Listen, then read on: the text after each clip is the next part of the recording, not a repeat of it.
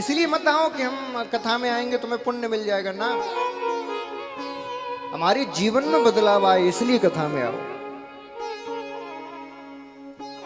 वरना सुनते सुनते मर जाओगे, यमराज के पास जाओगे, यमराज पूछेगा हाँ जी क्या हिसाब किताब है, अरे महाराज हमने बहुत कथा सुनी, तुम्हें नहीं पता, हाँ रोज के टीवी में सुनते थे, हाँ पूरा जीवन कथा सुनते सुनते गुजर गया, बहुत भक्ति की है। यमराज कहेगा इनको फलाने नरक में डालो, जितने भक्ति करने वाले सबको नरक में डालो।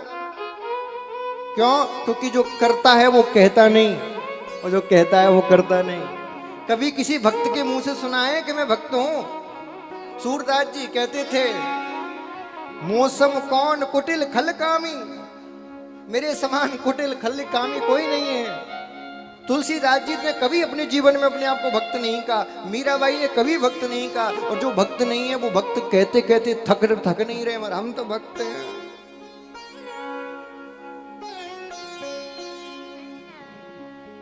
जिस दिन बन जाओगे उस दिन कहोगे नहीं, और जो बन जाता है उसको कहने की जरूरत नहीं पड़ती, अपने आप प्रकृति को पता चल जाता है। कोई विधायक बन जाए, कोई कलेक्टर बन जाए, तो उसको कहने की जरूरत पड़ेगी क्या मैं कलेक्टर हूं, मैं विधायक हूं? उसके आने से पता चल जाएगा कलेक्टर साहब आ रहे हैं। जब एक गाड़ी आगे आएगी, एक गाड़ी पीछे आएगी, 4 दरवाजा खोलने वाले खड़े हो जाएंगे, अपना पता से कौन है, कलेक्टर आ रहा है, गाड़ी पे लिखा है, उसको कहना नहीं पड़ेगा। तो जिस दिन तुम भक्त बन जाओगे उस दिन तुमको कहना नहीं पड़ेगा, तुम्हारे आंतरिक स्वभाव से पता चल जाएगा भैया कोई भक्त आ रहा है, इसके लिए रास्ता खाली कर दो। आंतरिक स्वभाव से पता चल जाएगा, झूठी भक्ति नहीं, भक्ति हो तो असली हो। यमराज ये नहीं पूछेगा कि तुमने कितनी कथा सुनी, यमराज ये पूछेगा सुनी तो बहुत, मानी कितनी। 2 प्रकार के लोग होते हैं, बहुत ध्यान से सुनिएगा। आपके 2 बेटे हैं, मान लो एक बेटा व्यवस्था करता है, आपके लिए बड़ा बंगला बना दिया, बड़ी गाड़ी खरीद दी, 10-20 नौकर चाकर लगा दिए, खूब व्यवस्था करता है, किसी बात का आपको कष्ट नहीं होने देता। गर्मियों में एसी लगा दी, सर्दियों में कूलर लगा दिया हॉट वाला एकदम, किसी बात की कोई कमी नहीं, लेकिन बात एक नहीं मानता, एक भी तुम्हारी बात नहीं मानता। दूसरा बेटा है जो व्यवस्था तो नहीं कर पाता, तुम्हारे लिए कोई बहुत भारी सुविधाएं भी नहीं दे पाता, लेकिन हाँ तुम्हारे एक इशारे पर खड़ा रहता है, अपने हाथों से तुम्हारी चरण सेवा करता है, तुम्हारी प्रत्येक बात मानता है। मैं आपसे पूछना चाहता हूं, कौन से बच्चे को ज्यादा प्रेम करोगे, बात मानने वाले को या व्यवस्था करने वाले को? जोर से कहिए। व्यवस्था करने वाले को? हाँ बोले महाराज जी व्यवस्था होनी चाहिए, बात तुम माने ना। किसको प्रेम करोगे? बात मानने वाले को, व्यवस्था करने वाले को तो नहीं करोगे। तो भैया आप खुद ही बताओ, आपने सबने अभी कहा कि हम व्यवस्था करने वाले को प्रेम नहीं करेंगे, जो हमारे आदेश का पालन करेगा उसको प्रेम करेंगे, तो आप भगवान की कौन सी संतान हो? व्यवस्था करने वाली या बात मानने वाली? कहिए।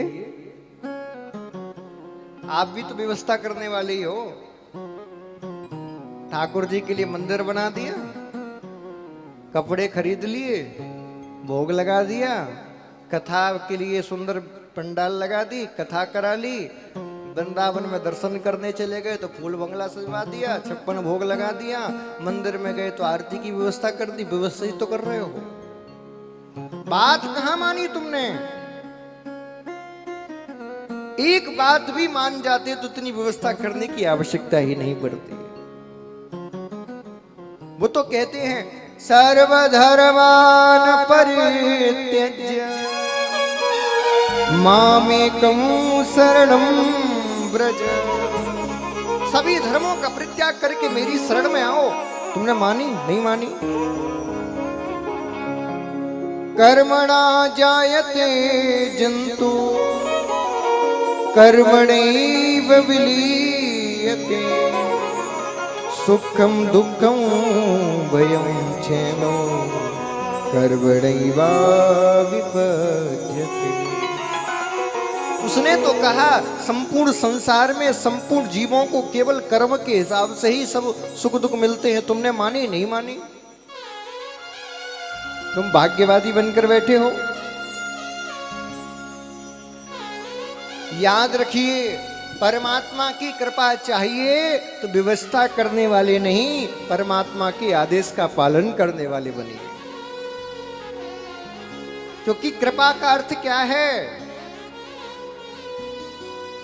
कृपा हाथ जोड़ने से नहीं मिलती, कृपा मांगने से भी नहीं मिलती। कृपा का अर्थ क्या है? कर और पा। पहले कर, फिर उसके योग्य बन, तब उसको पा। यह है कृपा। जब तक करोगे नहीं, जब तक योग्य नहीं बनोगे, भैया कृपा नहीं मिलने वाली। कृपा की न होती जो आदत तुम्हारी, तो सुनी ही रहती अदालत तुम्हारी। न दिनों के दिल में जगह तू न पाते, तो किस दिल में होती इबादत तुम्हारी। तुम्हारे ही उल्फत के दृग बिंदु है ये, तुम्हें सौंपते हैं अमानत तुम्हारी। कृपा ऐसे प्राप्त नहीं होगी, पहले उसके लिए कुछ करना पड़ेगा।